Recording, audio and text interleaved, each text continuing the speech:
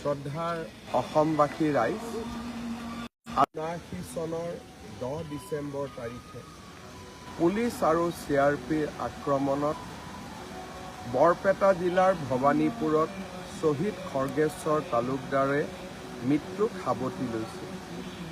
সিদিনাখন আছিল অসমৰ বুৰঞ্জীৰ এটা ঘৃণনীয় দিন। ফখৰুদ্দিন আলী আহমেদৰ পত্নী বেগম আবিদা আহমেদে লাখটকীয়াৰ ঘৰৰ পৰা 1983 চনৰ অবৈধ, যাক অসমৰ ৰাইজে অবৈধ বুলি ঘোষণা কৰিছিল, প্ৰাৰ্থী হ'বলৈ কাকো মানা কৰিছিল, পুলিচ CRPলৈ মনোনয়ন পত্ৰ দিবলৈ ওলাই গৈছিলে। ময়ো আছিলোঁ লাখটকীয়াত, তেতিয়া অকণমান ক্লাছ 5ৰ ষ্টুডেণ্ট। আমাক পুলিচ CRPয়ে পিটিছিলে আৰু বেগম আবিদা আহমেদ বৰপেটালৈ যাত্ৰা কৰিছিলে। ভৱানীপুৰত খৰ্গেশ্বৰ তালুকদাৰ অজস্ৰজনে বাধা দিছিলে আৰু বাধা অতিক্ৰম কৰি বেগম আবিদা আহমেদে বৰপেটা লোকসভা সমষ্টিৰ বাবে কংগ্ৰেছ দলৰ হৈ মনোনয়ন দিছিলে। আৰু সিদিনাখনে অসম আন্দোলনৰ প্ৰথম শ্বহীদ খৰ্গেশ্বৰ তালুকদাৰে মৃত্যুক সাৱটি অসমৰ বাবে জীৱন আহুতি দিছিলে, আমাৰ ভৱিষ্যতৰ বাবে জীৱন আহুতি দিছিলে। 10 ডিচেম্বৰৰ দিনটো সেয়েহে আমি শ্বহীদ দিৱস পালন কৰোঁ। এইবাৰ শ্বহীদ দিৱসৰ তাৎপৰ্য অকণমান বেলেগ আৰু অকণমান পৃথক। আজি এই শ্বহীদ দিৱসৰ অহাকালি শ্বহীদ দিৱসৰ স্মৰণীয় দিনটোত আমি এই শ্বহীদ স্মাৰক উদ্বোধন কৰিম। অসম খৰ্গেশ্বৰ তালুকদাৰৰ মৃত্যুৰ প্ৰায় 45 বছৰ পিছত প্ৰথমবাৰৰ বাবে চৰকাৰে এটা সুন্দৰ শ্বহীদ স্মাৰক নিৰ্মাণ কৰি উলিয়াইছে, যাক আপোনালোকে দেখিলে গৌৰৱ অনুভৱ কৰিব। আৰু মই আপোনালোকক এই শ্বহীদ স্মাৰক চাবলৈ আমন্ত্ৰণ জনালোঁ। এই শ্বহীদ স্মাৰক আমি গুৱাহাটীৰ বৰাগাঁৱত আমি নিৰ্মাণ কৰিছোঁ 116 বিঘা মাটিত। আপোনালোকে চাব পাৰে এই সুন্দৰ চৌহদ 116 বিঘা মাটিত। শ্বহীদ স্মাৰকত প্ৰৱেশ কৰাৰ লগে লগে এখন সুন্দৰ প্ৰৱেশ দ্বাৰ পাব আৰু প্ৰৱেশ দ্বাৰত প্ৰৱেশ কৰাৰ লগে লগে এই শ্বহীদ স্মাৰক জ্যোতিটোত আপোনালোকে শ্ৰদ্ধা নিবেদন কৰিব পাৰিব। আজি সন্ধিয়া 4 বজাত আমি এই শ্বহীদ স্মাৰক জ্যোতিত অগ্নি সংযোগ কৰি অসমীয়া জাতিৰ মুক্তিৰ অগ্নিশিখাডাল সদায়ৰ বাবে জ্বলাই ৰখাৰ প্ৰচেষ্টা কৰিম। এতিয়া মই আপোনালোকক লৈ যাব খুজিম শ্বহীদ স্মাৰকৰ ভিতৰ ভাগলৈ। তাতে আমি কি কৰিব খুজিছোঁ, আপোনালোকে যেতিয়া শ্বহীদ স্মাৰকলৈ উঠি যাব, আপোনালোকে প্ৰৱেশদ্বাৰত এই ধৰণে পানীৰ কুঁৱেৰা বা জলপ্ৰবাহ আপোনালোকে দেখিবলৈ পাব। আৰু প্ৰৱেশদ্বাৰত সোমোৱা এই গোটেই ব্যৱস্থাটো অত্যন্ত গাম্ভীৰ্যপূৰ্ণ, বিশাল আৰু ই অসমৰ বিশালতাত এক প্ৰকাৰ প্ৰকাশ কৰিছে। আমি যিমানে ওচৰলৈ কাষ চাপি আহিছোঁ, সুন্দৰ শ্বহীদ স্মাৰক আপোনালোকে দেখা পাইছে। আৰু এনেকৈ প্ৰায় 100 মিটাৰ খোজকাঢ়ি আমি মূল শ্বহীদ স্মাৰকত প্ৰৱেশ কৰিব পাৰিম।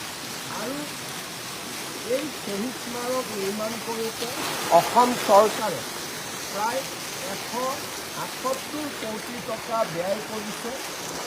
আৰু ইয়াত আমি যিমান পাৰিছোঁ অসম আন্দোলনৰ স্মৃতিক জীয়াই ৰখাৰ বাবে প্ৰচেষ্টা কৰিছোঁ। 100 মিটাৰ খোজকাঢ়ি অহাৰ পিছত মই আকৌ এবাৰ দেখুৱাইছোঁ আপোনালোকক কেনেকৈ আমি প্ৰৱেশ কৰিম। আৰু ইয়াৰ পৰা আপোনালোকে অকণমান আমি আকৌ পিছলৈ ঘূৰি চাইছোঁ। সুবিশাল প্ৰৱেশদ্বাৰ, প্ৰৱেশদ্বাৰৰ পৰা আমি 100 মিটাৰ খোজকাঢ়িছোঁ। মাজত জলপ্ৰবাহ, ফুৱেৰা আদি নিৰ্মাণ কৰা হৈছে আৰু আপোনালোক এনেকৈ খোজকাঢ়ি সোমাই আহিব পাৰিব।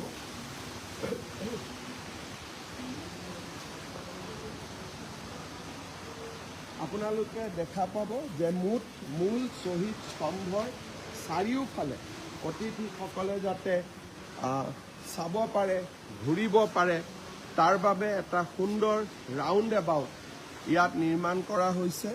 আৰু এই ৰাউণ্ড এবাউটটোত যেতিয়া আমি খোজকাঢ়ি যাম তেতিয়াহ'লে আপোনালোকে গুৱাহাটীৰ সৌন্দৰ্য উপভোগ কৰিব পাৰিব। আমি এই ধৰণে ৰাউণ্ড এবাউটলৈকে যাম, বহিব পাৰিব।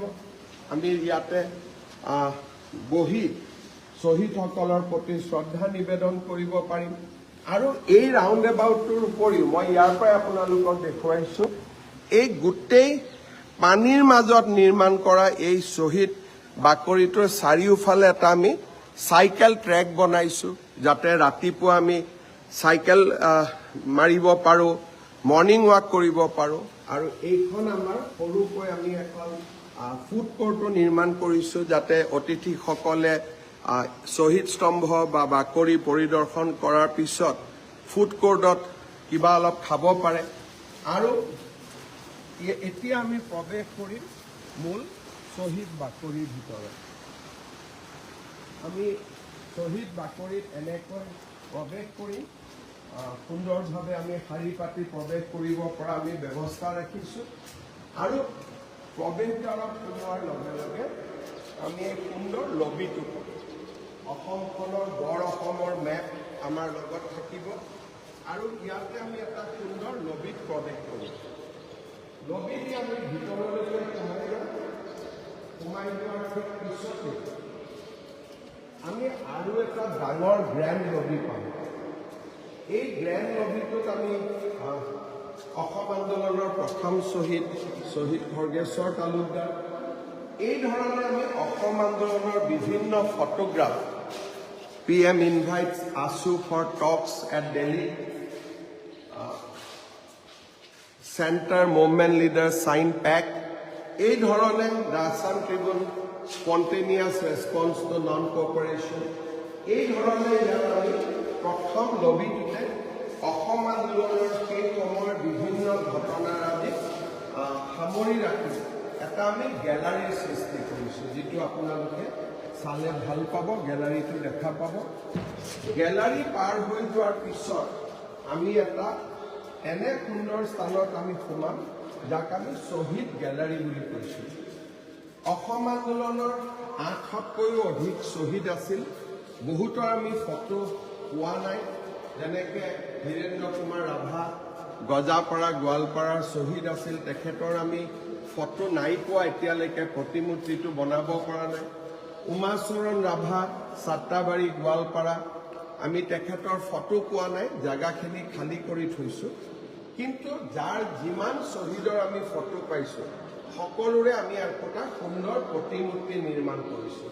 শ্বহীদ কৰ্ণ ৰাভা, খামচাংচেন ৰাভা, ফাগুনা ৰাভা, গোকলং ৰাভা, ৰিজাক ৰাভা, আমি গোটেইখিনি চাব পাৰিম। ইছমাইল আনচাৰী, কাকপথাৰ, তিনিচুকীয়া।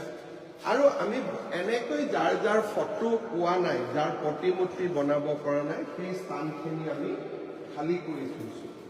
এনেকৈ আমি অসম আন্দোলনৰ শ্বহীদৰ গেলাৰী এটা ইয়াত স্থাপন কৰিছোঁ। সুন্দৰ গেলাৰী, আমি এই ধৰণে শ্বহীদ গেলাৰীত আমি আহি চাব পাৰিম। প্ৰথমতে হৈছে গ্ৰেণ্ড লবি, আৰু গ্ৰেণ্ড লবিৰ পিছতে আছে আমাৰ শ্বহীদৰ গেলাৰী। গোটেইসকল শ্বহীদৰ প্ৰতিমূৰ্তি, শ্বহীদসকলৰ নাম ঠিকনা, শ্বহীদসকলৰ গাঁও, এই গোটেইখিনি ইয়াতে উপলব্ধ কৰা হৈছে। এইখিনি হ'ল গ্ৰাউণ্ড ফ্ল'ৰ। গ্ৰাউণ্ড ফ্ল'ৰত আমি ইয়াক চোৱাৰ লগে লগে আমি ওপৰলৈকে এনেকৈ আমি খোজকাঢ়ি গৈ থাকিম। আৰু আমাৰ ইয়াত লিফ্টটো আছে, আৰু ইয়াৰ উচ্চতাও বহুত বেছি উচ্চ। এই শ্বহীদ স্মাৰক জ্যোতি উঠিবৰ কাৰণেও যথেষ্টখিনি সময় লাগে, বহুত উচ্চ। গুৱাহাটী নেশ্যনেল হাইৱেৰ পৰা ইয়াক দেখা পায়। আমি এনেকৈ আহি আহি আমি খোজকাঢ়ি গৈ আছোঁ। এতিয়া আমি ফাৰ্ষ্ট ফ্ল'ৰ আমি পালোহি। শ্বহীদ বাকৰি একেটাই ষ্ট্ৰাকচাৰ। ইয়াত আমি এটা মেডিটেশ্যন হল নিৰ্মাণ কৰিছোঁ। এটা সকলোৱে ৰাতিপুৱা আহি যাতে মেডিটেশ্যন কৰিব পাৰে, আমি এটা মেডিটেশ্যন হল নিৰ্মাণ কৰিছোঁ। আৰু এই মেডিটেশ্যন হলটোত আমি ৰাতিপুৱা বিভিন্ন ধৰণৰ মেডিটেশ্যন কৰিব পাৰিম আৰু এই গোটেই অনুষ্ঠানটো গাম্ভীৰ্য আমি ইয়াত অক্ষুণ্ণ ৰাখিব পাৰিম। আপোনালোকে চাব পাৰে আৰু ইয়াতে আমি মাজত এইটো এটা ষ্টেণ্ড, ইয়াৰ চাৰিওফালে গেলাৰী, মেডিটেশ্যন গেলাৰী। আমি আকৌ ওপৰলৈকে যাম। আমি ওপৰলৈকে যাবৰ বাবে চেষ্টা কৰিম যাতে আমি আৰু অকণমান আপোনালোকক দেখুৱাব পাৰোঁ। আমি লিফ্টলৈকে যাব খুজিম। প্ৰথমতে মই আপোনালোকক আৰু এটা দেখুৱাব খুজিছোঁ যে ইয়াৰ পৰা গুৱাহাটীৰ সৌন্দৰ্য। আমি ভিতৰত যেতিয়া ইয়াত থাকিম তেতিয়া আমি পাহাৰলৈকেও আমি যাব পাৰিম। পাহাৰখিনিও আমি চাৰিওফালে চাব পাৰিম। দীপৰ বিলৰ কাষত ইয়াত নিৰ্মাণ কৰা হৈছে আৰু এটা অতি সুন্দৰ প্ৰকল্প অসম আন্দোলনৰ শ্বহীদসকলৰ স্মৃতিত। আপোনালোকে অহাকালি আমি এতিয়া ইয়াত উদ্বোধন কৰিম। তাৰপিছত সকলোৱে আহি এই শ্বহীদ বাকৰি চালে, শ্বহীদ স্তম্ভ চালে সঁচাকৈ আপোনালোকে এটা অপূৰ্ব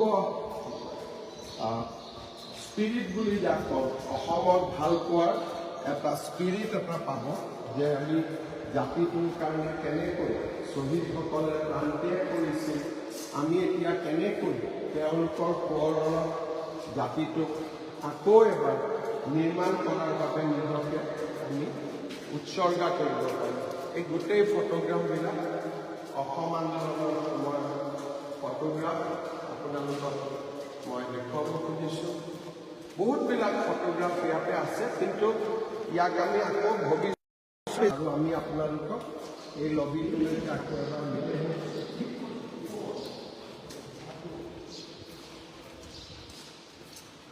হয়। এতিয়া আমি আকৌ আপোনালোকক বাহিৰলৈকে লৈ আহিছোঁ। আকৌ এবাৰ আমি প্ৰৱেশদ্বাৰক চাব পাৰিছোঁ সুন্দৰ ভিতৰলৈকে আহিছোঁ। এতিয়া মই আপোনালোকক উচ্চতাটো দেখাব খুজিম। একেবাৰে উচ্চ আপোনালোকে শিখৰ চাওক, য'ত আমি লিফ্টেদি উঠিব লাগিব। আৰু এইবাৰ মই আপোনালোকক লিফ্টেদি একেবাৰে উচ্চ শিখৰ শ্বহীদ স্মাৰক যিটো শিখৰ তালৈকে মই লৈ যাব খুজিম। অকণমান সময় আমি লিফ্টত থাকিম আৰু লিফ্টেদি আমি আপোনালোকক গোটেই যিটো একেবাৰে হাই পইণ্ট বুলি কয় শিখৰ হয় তালৈকে আমি আপোনালোকক লৈ যাম।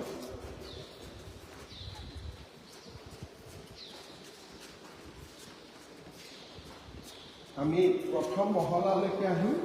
প্ৰথম মহলাৰ পৰা আমি লিফ্টত উঠিম আৰু লিফ্টত উঠিলে আমি একেবাৰে শিখৰলৈকে আমি যাব পাৰিম। আৰু আমি যেনেকৈ চৰ্দাৰ বল্লভভাই পেটেলৰ ষ্টেচু দেখিছোঁ, লাচিত বৰফুকনৰ ষ্টেচু আমি নিৰ্মাণ কৰিছিলোঁ। শ্বহীদ স্মাৰক ইও এটা প্ৰকল্প যাক লৈ অসমীয়াই সদায় গৌৰৱ কৰিব পাৰিব। আপোনালোকে গোটেই অনুষ্ঠানটো মই আপোনালোকক দেখুৱাই আছোঁ শ্বহীদ স্মাৰক গোটেই ভিতৰৰ পৰা।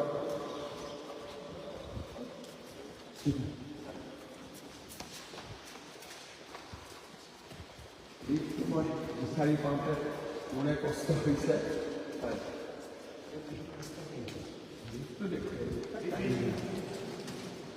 লিফ্টটো দেখুৱাই দিয়ক। এতিয়া আমি আপোনালোকৰ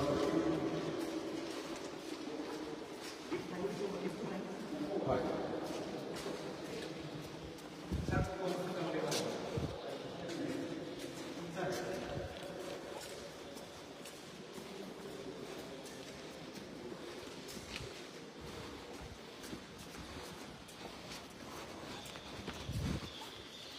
এতিয়া আমি ছেকেণ্ড ফ্ল'ৰলৈকে উঠিছোঁ।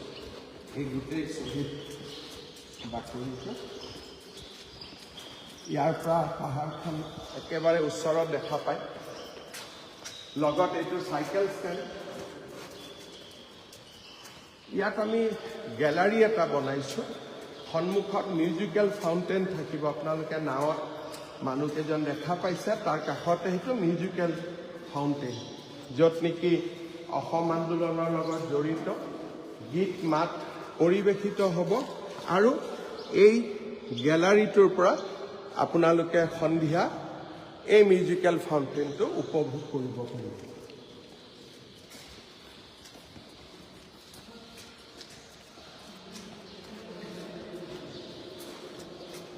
এতিয়া আমি আহি একেবাৰে শিখৰত উপস্থিত হৈছোঁ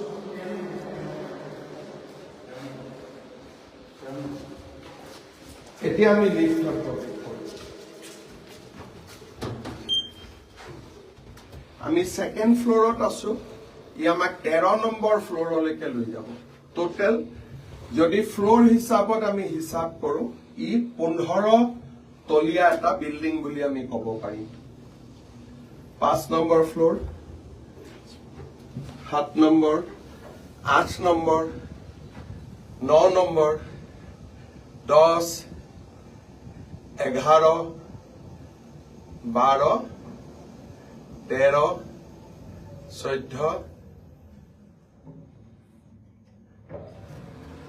14 খোজকাঢ়ি আমি 2 ফ্ল'ৰ উঠিব লাগিব আৰু 2ৰ পৰা 13লৈ আমি লিফ্টেদি উঠিম এতিয়া ইয়াৰ পৰা আপোনালোকে চাওক সেইখন প্ৰৱেশদ্বাৰ এইখন ফুড কোৰ্ট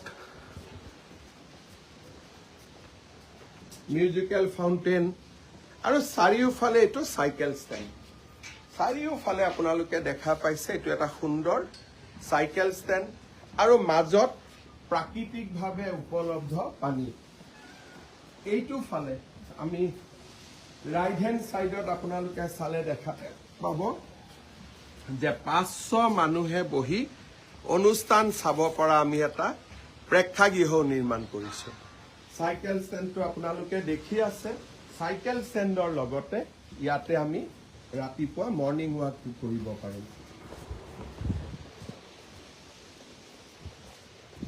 মোৰ ভাগৰে লাগি গৈছে 2 ফ্ল'ৰ আমি উঠিছোঁ তাৰ পিছত 13টা ফ্ল'ৰ লিফ্টত আহিছোঁ আৰু ইয়াৰ পৰা মোৰ ওচৰত মই দেখুৱাম এখন সুন্দৰ গেট প্ৰৱেশদ্বাৰৰ সন্মুখতে জয় আই অসমেৰে আমি আপোনালোকক ইয়াত আদৰণি জনাম আৰু শ্বহীদ স্মাৰক জ্যোতি মই দেখুৱাইছিলোঁ সি সদায় অগ্নিশিখাডাল জ্বলি থাকিব আমাৰ অসমৰ জাতীয় জীৱনৰ যি বিকাশ প্ৰগতি মুক্তিৰ আকাংক্ষা সি সদায় প্ৰজ্বলিত হৈ থাকিব শ্বহীদ স্মাৰক জ্যোতি সন্ধিয়া আজি আমি 4 বজাত এই শ্বহীদ স্মাৰক জ্যোতিত অনল সংযোগ কৰিম ইয়াতে পিছলৈ মোৰ মনত ইচ্ছা থাকিব নাও বা বটিং আদিৰো যদি আমি ব্যৱস্থা কৰিব পাৰোঁ কাৰণ প্ৰাকৃতিক এইটো পানী আৰু এই পানীখিনিক আমি আৰু অলপ শোধন কৰিলে হয়তো আমি ভৱিষ্যতে নাও আদিও আনিব পাৰিম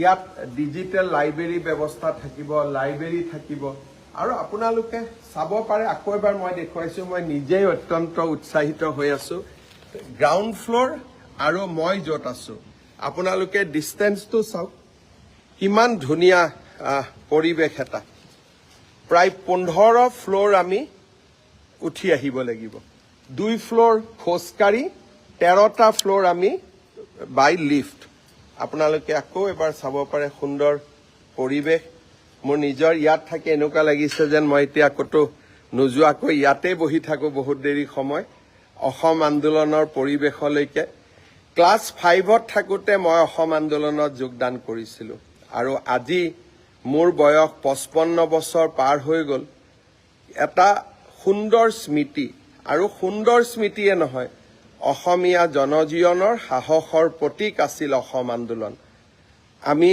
অসম আন্দোলনৰ শ্বহীদসকলক প্ৰথমবাৰৰ বাবে অহাকালি এই ধৰণে আমি সন্মান যাচিম মই অহাকালি দিনৰ 11 বজাত বৰাগাঁৱত এই শ্বহীদ বাকৰিটো বা শ্বহীদ স্মাৰক প্ৰকল্প উদ্বোধনৰ সময়ত আপোনালোককো নিমন্ত্ৰণ জনাম অসমৰ প্ৰতিখন জিলাতে কালি উদ্বোধনী অনুষ্ঠানৰ এটা ৰেঙনি অসমৰ প্ৰতিখন জিলাতে থাকিব প্ৰতিখন জিলাতে হাজাৰ হাজাৰ যুৱক যুৱতী অহাকালি ডক্টৰ ভূপেন হাজৰিকাৰ দ্বাৰা ৰচিত শ্বহীদ প্ৰণামো তোমাক গানটো পৰিৱেশন কৰিব আৰু মোক এতিয়ালৈকে জিলাৰ পৰা পোৱা খবৰ মতে কোনোবা জিলাত 10,000 কোনোবা জিলাত 15,000